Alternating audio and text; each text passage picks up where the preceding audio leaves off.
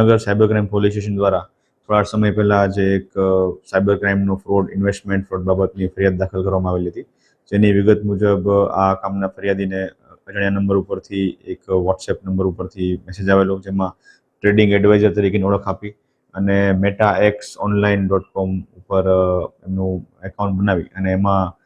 અલગ અલગ trading commodities અને અલગ અલગ કંપનીના ઇક્વિટીમાં ઇન્વેસ્ટમેન્ટ બતાવેલું હતું, જે બાબતમાં ફરિયાદી પાસેથી આશરે 1,87,00,000 જેટલા પૈસા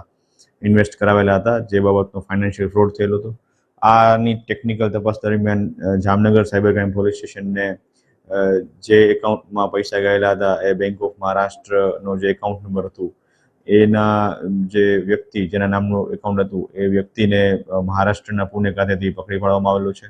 અને આ જે વ્યક્તિ છે એનું નામ છે અબરાર અઝીઝ અબ્દુલ લતીફ દિવાન, જે પુના ખાતે રહે છે અને ત્યાંથી તેને અટક કરીને લાવવામાં આવેલો છે. આ વ્યક્તિ જે છે એની મોડસ ઓપરેન્ડી એ રીતે હતી કે એને જે સાયબર ફ્રોડ આગળ કરનાર છે એમને પોતાનું એકાઉન્ટ આપવામાં આવેલું હતું અને જેમાં કમિશન પેટે એને 5 લાખ રૂપિયા મેળવેલા હતા. આ પ્રકારની detection cyber crime police station દ્વારા કરવામાં આવેલું છે.